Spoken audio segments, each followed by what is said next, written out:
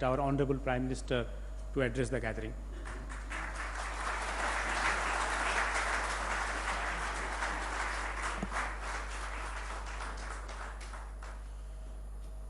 रूस के महामहिम राष्ट्रपति व्लादिमीर पुतिन, बिजनेस वर्ल्ड के प्रतिनिधिगण, यहाँ उपस्थित अन्य महानुभाव, देवी और सज्जनों, नमस्कार। आप लोगों के बीच आने का अवसर मिलना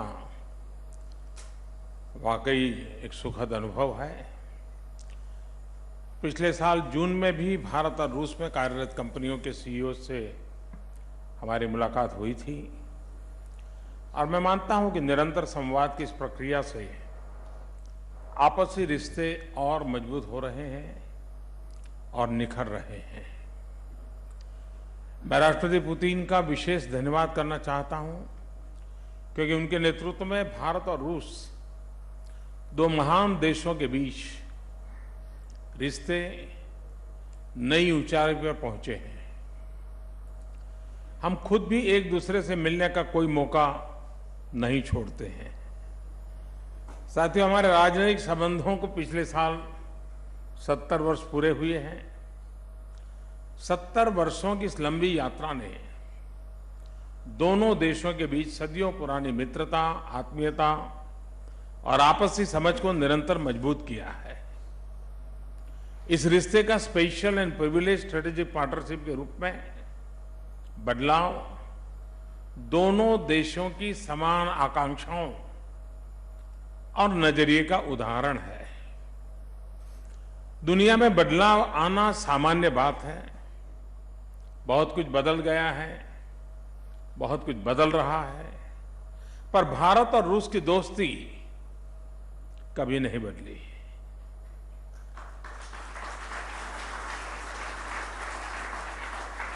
हम खुशनसीब हैं कि हमारे साथ सद्भाव और मैत्री की गंगा और वोल्गा हमेशा थी, हमेशा रहेगी। हमारे संबंधों को लगभग हर क्षेत्र में विस्तार मिल रहा है। उसकी आधारशिला है दोनों देशों के बीच आपसी विश्वास और समझदारी। ये हम सभी के लिए खुशी की बात है। इस रिश्ते को दोनों ही देशों का उद्यम जगत और ज्यादा मजबूती दे रहा है। दोनों देशों के व्यापारी वर्ग के प्रयासों से अर्थव्यवस्था में और नागरिकों की सुख सुविधा में बढ़ोतरी हो रही है। सच पूछिए तो हम अपनी सामाजिक और आर्थिक प्रगति में रूस को सबसे महत्वपूर्ण साझेदारी मानते हैं। पिछले 2 वर्षों में दोनों देशों के बीच के व्यापार में काफी वृद्धि हुई है। अगर मैं सिर्फ साल 2017-18 की ही बात करूं तो भारत का रूस के साथ व्यापार 20% बढ़ा है। इसी से उत्साहित होकर सरकार लगातार प्रयासरत है कि रूस का भारत में निवेश और भी बढ़े। साथियों, आप सब इस बात से भली भांति परिचित है कि रूस की कंपनियों को भारत में निवेश करने में सुविधा हो, इसके लिए हमने रशिया प्लस नाम से एक व्यवस्था खड़ी की है। इस व्यवस्था का उद्देश्य है रूस के निवेशकों को एवं कंपनियों को आवश्यक जो भी सहयोग चाहिए वो प्रदान करना। और मुझे बताया गया है कि दोनों देशों के बीच आर्थिक सहयोग को और बढ़ाने के लिए ज्वाइंट वर्किंग ग्रुप काम कर रहे हैं। 23 प्रोजेक्ट भी आइडेंटिफाई किए गए हैं। ऐसे सहयोग से निश्चित ही दोनों देशों के बीच बिजनेस एक्टिविटीज और बढ़ेगी। साथियों, आज विश्व में भारत एक चमकते हुए सितारे की तरह उभर रहा है। इसको और गति देने के लिए हमारी सरकार रिफॉर्म की प्रक्रिया को निरंतर आगे बढ़ा रही है। रिफॉर्म, परफॉर्म और ट्रांसफॉर्म के मंत्र पर चलते हुए हर सेक्टर में आवश्यक बदलाव किए जा रहे हैं। उन्हें मजबूत करने के लिए ठोस कदम उठाए जा रहे हैं। पिछले 4 सालों में किए गए स्ट्रक्चरल रिफॉर्म्स और उसी का नतीजा है कि भारत की अर्थव्यवस्था नई ऊंचाइयों को प्राप्त कर रही है।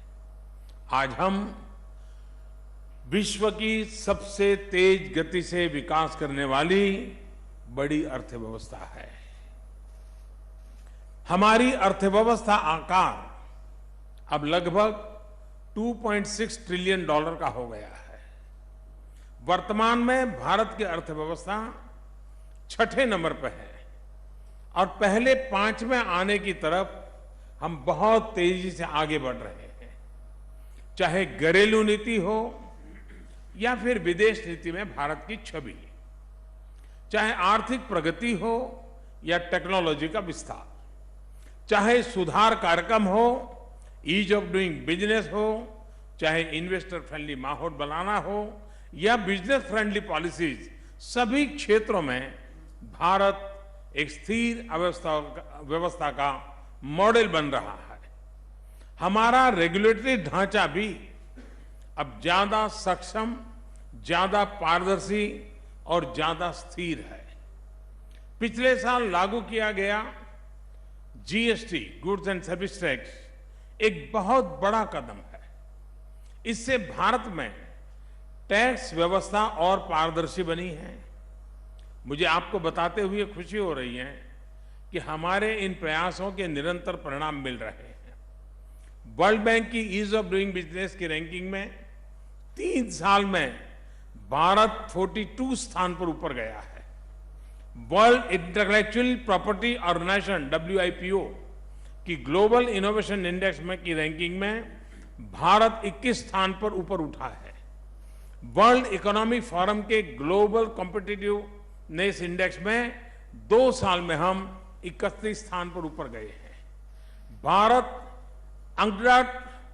अंकटाड द्वारा लिस्ट किए गए 10 FDI डेस्टिनेशन में से एक है। साथियों, ऐसे परिवर्तन तब आते हैं जब बिल्कुल जमीनी स्तर पर जाकर फैसले लिए जाते हैं, दूरदर्शी सोच के साथ नीतियां बनाई जाती हैं और निर्णय लागू किए जाते हैं। पिछले वर्षों में फॉरेन डायरेक्ट इन्वेस्टमेंट के क्षेत्र में हमने काफी रिफॉर्म किए हैं। आज हम FDI की दृष्टि से सबसे खुली अर्थव्यवस्था है। भारत में 90% से ज्यादा मंजूरियां अब ऑटोमेटिक रूट पर दी जा रही है। इसी का परिणाम है कि हमारी FDI पिछले 3 साल में लगभग 2 गुना हुई है। इसके अलावा मेक इन इंडिया जैसे विशेष कार्यक्रमों के माध्यम से भारत को मैन्युफैक्चरिंग और रिसर्च के क्षेत्र में ग्लोबल हब बनाने की दिशा में भी काम किया जा रहा है। भारत कम लागत पर मैन्युफैक्चरिंग करने का अपना धरातल लगातार बढ़ा रहा है। उसी तरह से हमारी IT इंडस्ट्री की एक बहुत बड़ी ताकत के तौर पर काम कर रही है। भारत टेक्नोलॉजी में नए आविष्कार के क्षेत्रों जैसे artificial intelligence, internet of things, 3D printing, robotics आदि के जरिए इंडस्ट्री 4.0 की तरफ आगे बढ़ चुका है। साथियों, भारत में नेक्स्ट जनरेशन इंफ्रास्ट्रक्चर के लिए भी चौतरफ काम हो रहा है। स्पीड, स्केल और स्किल पर जोर देते हुए हम 21वीं सदी की आवश्यकताओं को समझते हुए आगे बढ़ रहे हैं। आपको पता ही है कि विश्व की आबादी का 6ठा हिस्सा भारत में रहता है। ऐसे में हमारी सरकार देश के 125 करोड़ लोगों की आशा, आकांक्षा, उसके अनुरूप उनकी ईज ऑफ लिविंग को बढ़ाने के लिए प्रयास कर रही है। हम एक न्यू इंडिया का निर्माण करने के लिए प्रतिबद्ध हैं, जिसमें लोगों को बेहतर जीवन स्तर मिल सके। सरकार यह भी मानती है कि इस काम को हमें जल्दी से जल्दी करना है और निश्चित तौर पर इसमें आपका भी सहयोग चाहिए। हम आपको भारत में बन रही विशाल बिजनेस अपॉर्चुनिटीज का लाभ उठाने के लिए आमंत्रित करते हैं। इस अपार अवसर के कुछ उदाहरण भी मैं आपको देना चाहूंगा। हमारा सागरमाला कार्यक्रम, जिसके जरिए हम समुद्री तटों को और देश के प्रादेशिक क्षेत्रों को जोड़ना चाहते हैं, आप सभी के लिए भी यह एक बहुत अच्छा अवसर है। हम अपने 50 शहरों में मेट्रो रेल की शुरुआत करना चाहते हैं। ये भी आपके लिए एक उत्तम मौका है। हमारा रेल एवं रोड का कार्यक्रम बहुत ही विशाल है। इसका हमें लगातार विस्तार करना है। ये भी मैं समझता हूं इन्वेस्टर के लिए एक बहुत बड़ी संभावनाओं वाला क्षेत्र है। देश में मौजूद पोर्ट एयरपोर्ट के आधुनिकीकरण के साथ ही नए पोर्ट और एयरपोर्ट की स्थापना की हमारी एजेंडे में है। साथियों, भारत और रूस के पारंपरिक एवं परस्पर लाभकारी संबंधों को देखते हुए मैं आज इस अवसर पर कुछ और नए सुझाव भी देना चाहता हूं। पिछले कुछ वर्षों में भारत के अलग अलग राज्यों में ईज ऑफ डूइंग बिजनेस के क्षेत्र में काफी काम हुआ है। हमारे राज्यों में एक दूसरे के बीच हेल्दी कंपटीशन का भाव आया है। मैं चाहूंगा कि रूस के प्रोविंस और हमारे राज्यों के बीच संवाद और बढ़े। दूसरा, ये कि रूस हमारे लिए पारंपरिक ऊर्जा का एक स्रोत बन ही सकता है। साथ ही हम ये भी चाहेंगे कि वो हमारे न्यू एंड रिन्यूएबल एनर्जी के अभियान में भी शामिल हो। तीसरा, हम दोनों देश न्यूक्लियर एनर्जी के क्षेत्र में मित्र समान हैं।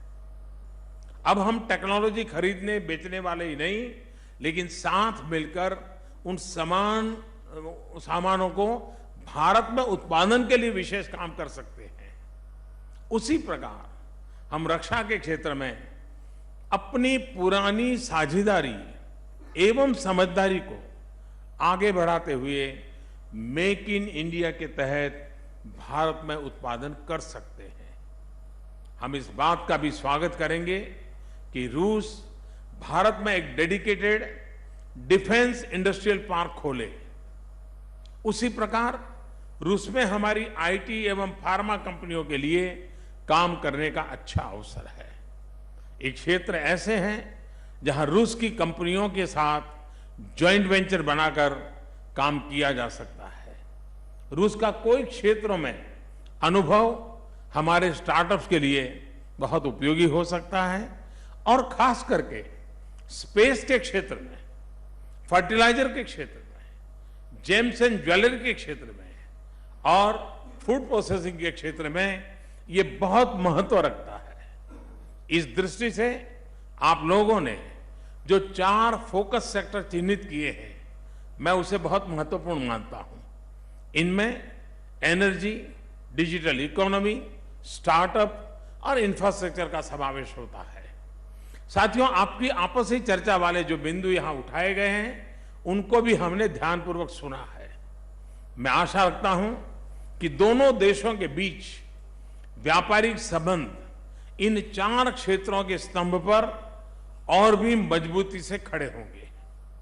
मुझे विश्वास है कि आज की आप लोगों की बातचीत से आने वाले दिनों में दोनों देशों के व्यापारिक संबंधों में और तेजी आएगी।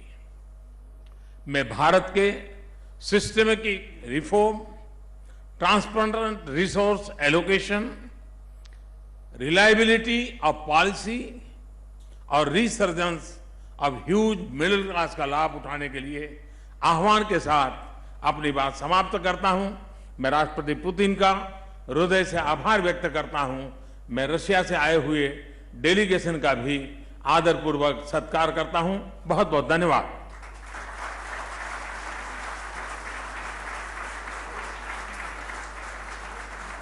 Thank you, Honorable Prime Minister. Thank you.